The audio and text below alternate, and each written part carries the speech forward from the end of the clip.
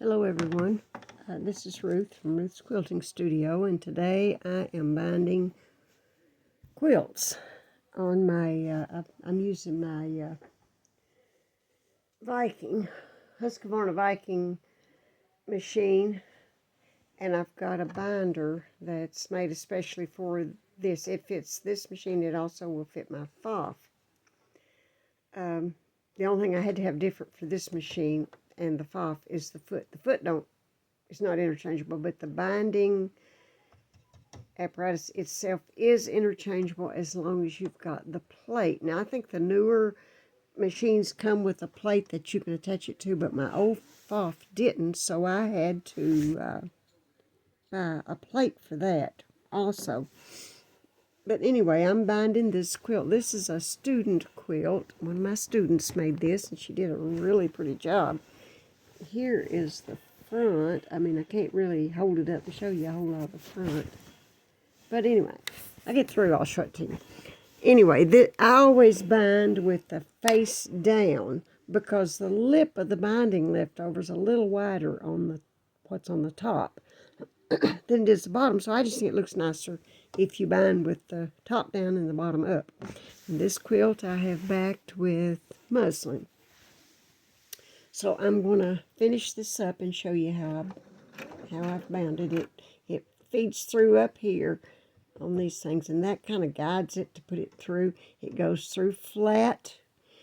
It goes into this area here, and that turns one fold, and there's a fold on the bottom. And when it gets to here, it folds both pieces in half and folds it right around the edge of the quilt. And that's...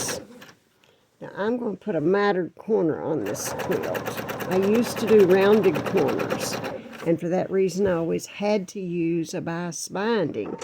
But you can do mitered corners on a binder. I had to figure it out because I had a customer that didn't like round corners. But with this method, you can use straight binding or you can use bias binding. It really doesn't matter. Okay, now I'm coming to a corner here. I'm going to sew right up to the edge and backstitch. Now I'm stopping with my needle up because what I want to do is I want to pull this through so that it'll leave a little crease there, and I'll even crease it further. But I'll show you. See, I pull it through like that. It doesn't break the thread most of the time. I think this is my second quilt I've bound today, and I think I broke the thread one time pulling it like that. Then I clip those threads and get them out of the way. Can you still see I am bumping the camera. Okay, there. Got all those threads out of the way. I raise my presser foot. I just bring that plumb out. If it comes out here, it don't matter. But I do want this creased well. So I'll lay it down there and finger press it, because I want to crease, especially along that back edge. Because when I fold it around this corner and miter it, I want the edge of my quilt right on that crease. Now, I have stopped at the very edge right there, too, and I stick my thumb up in there and pinch right here at the edge and pull that straight down and make sure the edge of that quilt is right on that crease. Then I will turn it over, and it's not perfect right there, but I'm going to take a pin and stick in here and pull that up there where I want it. See the difference now? And then I'm going to pin that, just a little tuck in it. Now I'm going to bring it back I'm going to bring this side over. And that crease is right along that edge, like I was telling you. And I'm also going to pin on this side. And if you'll notice, I've got that pin sticking up, so once it's under here, I can pull it out. Now, I had another pin somewhere a minute ago, and I've lost it. But anyway, what I like to do is I like to take a pin and stick it in right where those two edges intersect. and I'm going to stick it through to the back and see if it comes up basically in the same place on the back. And if it does, then I know that when I put my needle down, it's going to catch both. I can also look at them like, you know, from here, and I can tell those two are pretty even. So now to get it back under the needle and get this back engaged, what I do is I just push it in that corner, pull backwards on it until it gets where I want it, and drop my needle, and hopefully it's where I want it back there. I'm going to pull these two out, take my pins out now, and I'm going to sew forward a few stitches, back stitch, and sew forward a few more stitches. I'm going to sew down just a little bit, and I like to drop my needle, and I like to look back here to make sure that I've caught that, because every now and then this will slip, and you don't catch all of them. But when you look at that, it's pretty good mitered corner. And then I'm going to clip these long threads off. Now this is the last corner I've got to miter on this quilt, and we'll go down here and I'll show you how I end the binding. I've got just a few more inches to sew here, but I just sewed, and I've got a seam coming up in my binding, and it's right in. I'm going to sew a little more than I normally have to, because I don't want to deal with that seam when I fold it.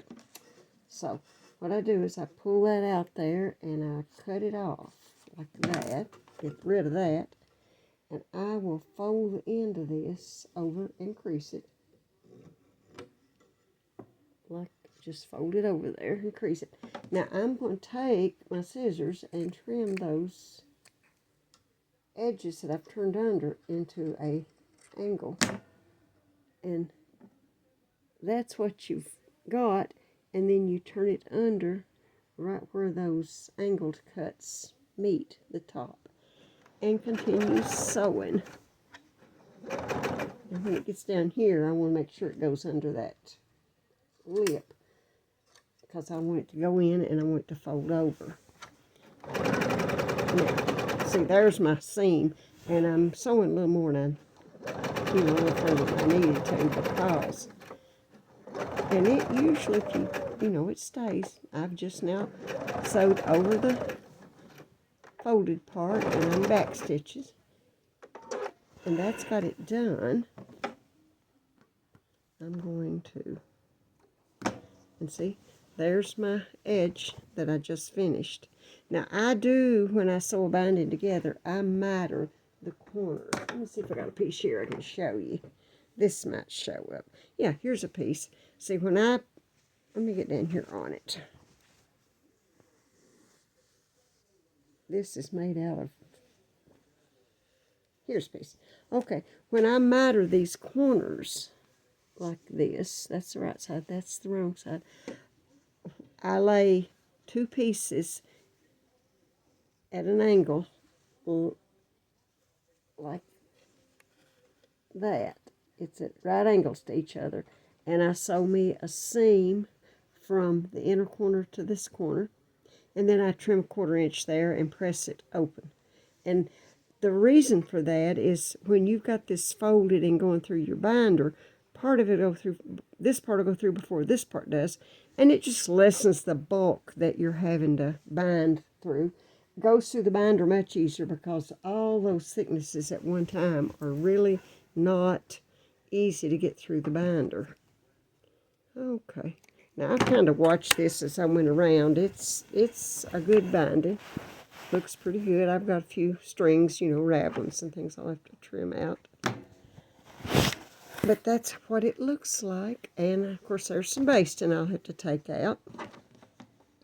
You always have to inspect your product to make sure it meets your standards, because what goes out that door has got my name on it, and I like for it to look good. But there's another seam, the mitered seam. I don't know if I'm Can you see it?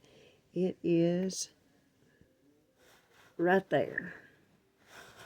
And of course, it's mounted all the way around like that. Now, I told you I'd show you this quilt. I don't know if I can get it up here where you can see it or not. I may have to just twist the camera around. I'll do that. Now, this is my student's first quilt she's ever made. Isn't it pretty? And it's a 3-yard free pattern called Awareness.